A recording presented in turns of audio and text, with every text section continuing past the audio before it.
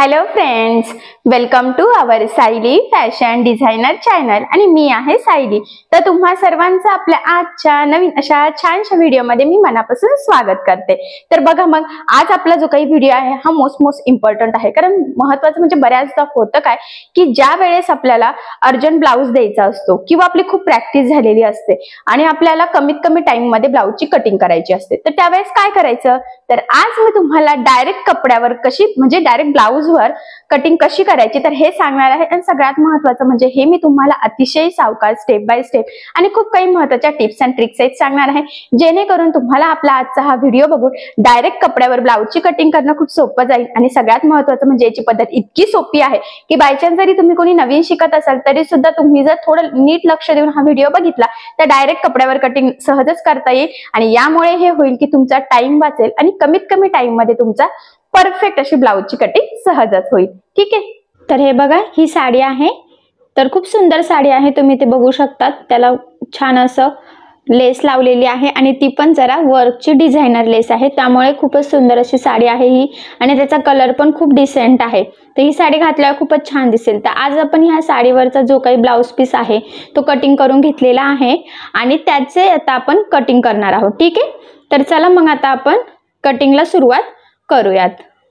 तर कटिंग करण्याच्या आधी मी तुम्हाला हे सांगते की आपल्याला ब्लाउज ज्यावेळेस कट करायचा असतो त्यावेळी कुठली मेजरमेंट्स लागतात। तर त्यासाठी लागतं आपल्याला उंची, छाती, कमर, पुढचा गळा, मागचा गळा, बाही लांबी, दंडघेर आणि शोल्डर। ठीक आहे, तर ह्या ब्लाउजची उंची आहे इथे 13, त्यामध्ये आपण 1 इंच मार्जिनसाठी ऍड करणार आहोत। तर टोटल किती झाले मग 14। त्यानंतर ह्या ब्लाउजची छाती आहे 28.5, तर ऍक्च्युली आपण इथे 28 पकडूयात, फिटिंगच्या वेळेस टाकता येईल। ठीक आहे, तर हे बघा मग 28चा आपल्याला चौथा भाग घ्यायचा आहे 7, तर इथे 7.5 जरी टाकला आपण तरी सुद्धा चालेल, म्हणजे मग ते एक्स्ट्रा होईल, कमी आपल्याला पडणार नाही। ठीक आहे, आणि त्यामध्ये आपण मार्जिन ऍड करू। तर मार्जिन तुम्ही इथे 1.5 इंच किंवा 2 इंच करू शकतात। हा प्रिन्सेस ब्लाउज आहे तर यासाठी मी 2 इंच मार्जिन ऍड करते। तर टोटल किती झाले मग 9.5। त्यानंतर इथे कमर आहे 23, पुढचा गळा 5.5, मागचा गळा आहे 7.5 आणि पुढचा आणि मागचा दोन्ही गळ्यांमध्ये आपल्याला अर्धा इंच मार्जिनसाठी ऍड करायचं, म्हणजे जो काही गळा असेल त्यात अर्धा इंच ऍड करायचा। ठीक आहे, तर बघा इथे पुढचा गळा आहे 6 आणि मागचा किती होतो मग 7.5 आणि 8, अर्धा 8। ठीक आहे, त्यानंतर या ब्लाउजची बाही लांबी आहे 3, तर त्यामध्ये किती मार्जिन ऍड करायचं ते मी कटिंगच्या वेळेस सांगेल। दंडघेर 10.5 आणि शोल्डर आहे 2.5 इंच।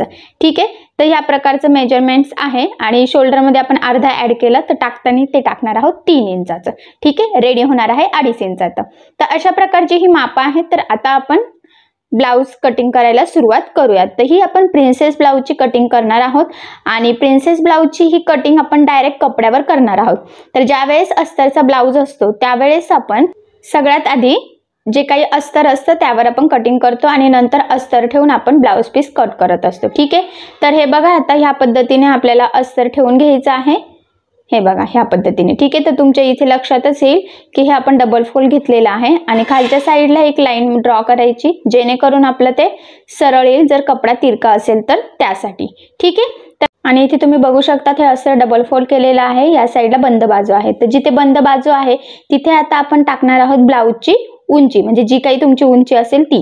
तर इथे ब्लाउजची उंची आहे 13 आणि आपण 1 इंच मार्जिनसाठी घेत असतो, तर टोटल किती 14। तर 14ला आपण इथे मार्किंग करून घेऊयात ह्या पद्धतीने। त्यानंतर आता आपण टाकणार आहोत गळा रुंदी आणि शोल्डर। तर इथे टोटल आपण 5.5ला मार्किंग करूयात, म्हणजे 2.5 इंचाचं गळा रुंदी आणि त्यात 3 इंच आपण एक्स्ट्रा ऍड करतो शोल्डरचे, तर टोटल किती झाले 5.5। तर अशा पद्धतीने आपण डायरेक्ट 5.5ला मार्किंग करून घेतलेली आहे। त्यानंतर टाकायचा आहे आपल्याला मुंडा, तर इथे मुंडा घ्यायचा आहे 5.5 इंच, 28 साईजसाठी आपण 5.5 घेत असतो।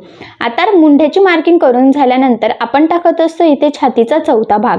तर हे बघा ह्या पद्धतीने टेप ठेवायचा आहे आणि हे बघा, आणि आपल्याला छातीचा चौथा भाग टाकायचा आहे आणि त्यामध्ये 1.5 किंवा 2 इंच मार्जिन घ्यायचं आहे।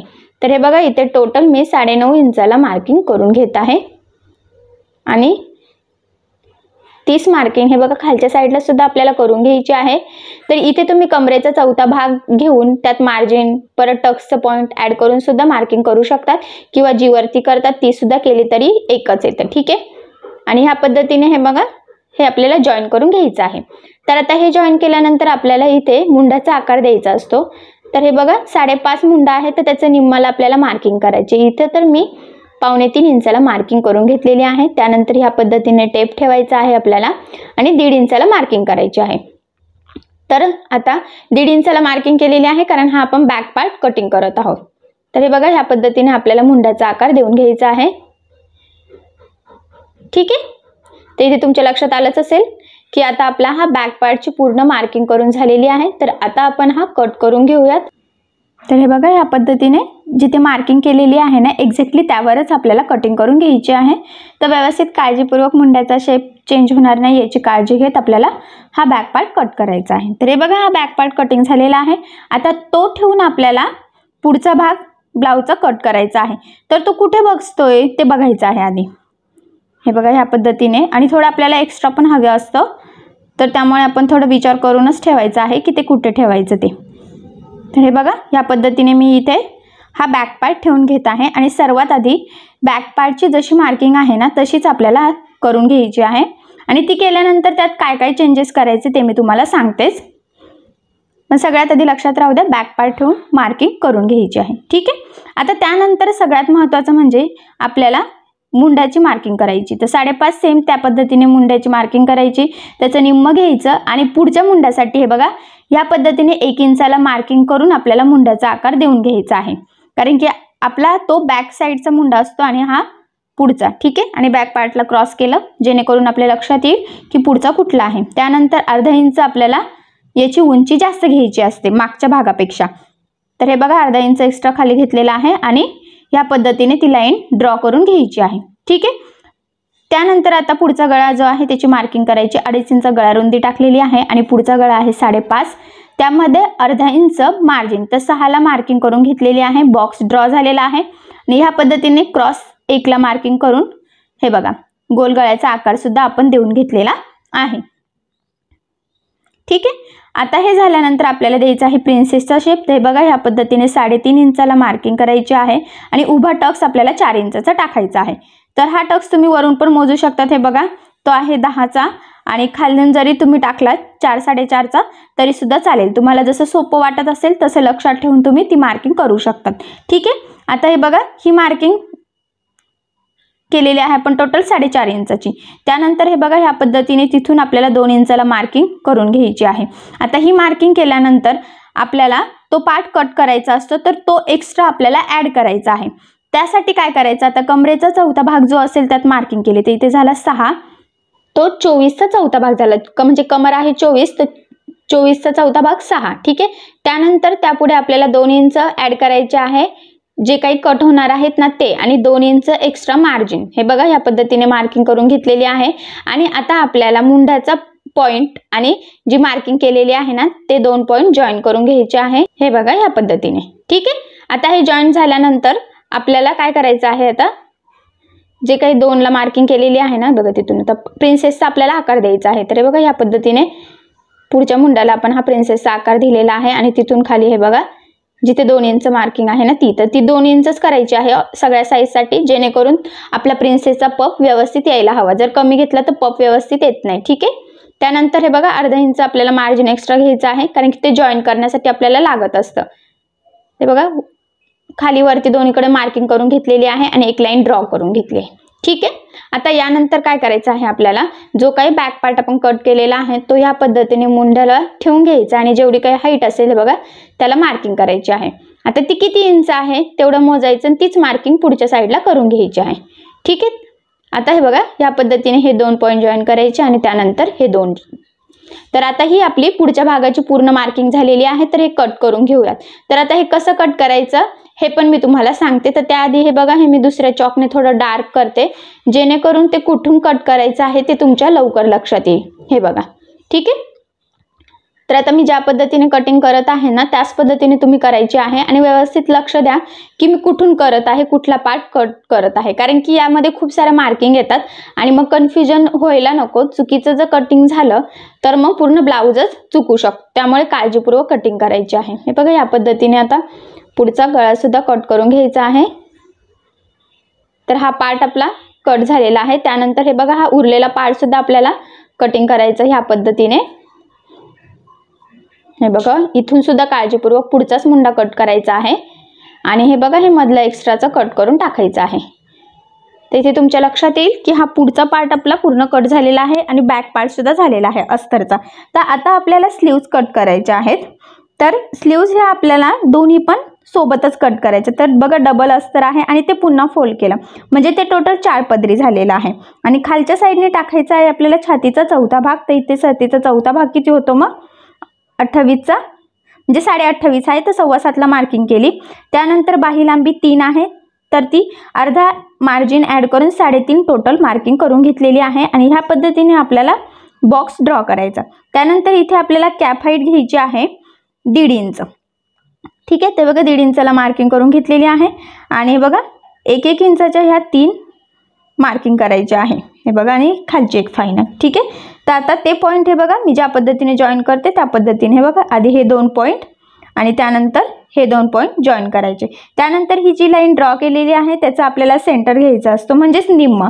तर व्यवस्थित टेप ठेवायचा आहे त्या लाईनवर आणि मग जेवढं काही निम्मा असेल तेवढं घ्यायचं आहे। तर हे बघा इथे जवळजवळ 5.6 आहे तर 3ला एक लाईन कमीला मी मार्किंग करून घेतलेली आहे आणि आता पुन्हा ते छोटे छोटे जे मार्किंग केलेले आहे त्याचा पण सेंटर घ्यायचं। हे बघा ह्या पद्धतीने आता 3ला एक लाईन कमी आहे ना तर त्याचं किती येतं निम्मा, जवळजवळ 1.5ला थोडंसं कमी। तर मग ते पण आता आपण हे बघा 3 झाले टोटल तर 1.5ला मार्किंग करून घ्यायची आहे आणि ह्या साईडला सुद्धा आपल्याला त्याचं निम्म 1.5ला मार्किंग करून घ्यायची आहे आणि हे बघा ह्या पद्धतीने अर्धा इंच वरती अर्धा इंच खाली मार्किंग करून हा आपल्याला बाहीचा आकार देऊन घ्यायचा आहे। ठीक आहे, आता ही ज्या पद्धतीने मार्किंग केलेली आहे हे बघा ह्या पद्धतीने कट करायचं आहे। हे बघा बाहेरचा पार्ट। ठीक आहे, आधीच लगेच तो पुढचा मुंडा कट करायचा नाहीये। बघा बाही ह्या पद्धतीने ओपन करून आपल्याला हा कर्व कट करायचा असतो। तर हे बघा ही बाही सुद्धा आपली एकदम परफेक्ट कटिंग झालेली आहे। तर आता हे अस्तरचा आपला बाही पुढचा भाग मागचा भाग टोटल सगळंच कटिंग झालेलं आहे। तर आता हे ठेवून आपण ब्लाउज पीस कट करून घेऊयात। तर हे बघा हा ब्लाउज पीस आहे। तर सगळ्यात आधी आता आपल्याला काय करायचं आहे, याला जी काही लेस लावलेली आहे ना ती कट करायची आहे कारण की ती आपल्याला बाहीला आणि बॅक साईडला दोन्हींना पण लावायची आहे। तर या पद्धतीने आधी लेस काढून घेऊयात आपण आणि ही लेस आपण ॲडजस्ट करूयात बाहीसाठी आणि बॅक पार्टसाठी। ठीक आहे, आता ही लेस काढून घेतल्यानंतर मग हा जो काही ब्लाउज पीस असेल ना त्याची आपल्याला या पद्धतीने डबल फोल्ड करून घडी करून घ्यायची आहे आणि सगळ्यात आधी आपल्याला आता याचा ब्लाउजचा मागचा भाग जो आहे ना तो कट करायचा आहे। तर हा सुळसुळा कपडा असल्यामुळे व्यवस्थित काळजीपूर्वक एकावर एक ठेवायचा आहे। हे बघा आणि ह्या पद्धतीने अस्तर ठेवून कडेकडेला थोडंसं मार्जिन ठेवून आपल्याला हा ब्लाउज पीस कट करून घ्यायचा आहे। तर सगळ्याच साईडने थोडंसं मार्जिन ठेवायचं आहे। ठीक आहे, हे बघा हा ब्लाउजचा मागचा भाग कट झालेला आहे। त्यानंतर हे बघा आता हे उरलेले पार्ट सुद्धा आपण ठेवून घेऊयात। तर लक्षात राहू दे ब्लाउज पीस हा नेहमी डबल फोल्ड असतो म्हणजे दोन्ही पण पार्ट आपले सोबतच रेडी होतात।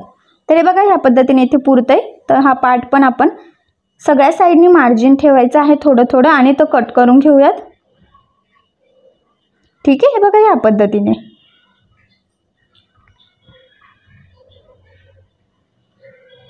आता हे बघा हा पार्ट पण झालेला आहे कटिंग। तर बघा उरलेला हा पार्ट आहे तो पण कट करूयात। तर बघा ह्या पद्धतीने याला सुद्धा कडेकडेने आपण मार्जिन ठेवणार आहोत आणि मग कटिंग करून घेणार आहोत।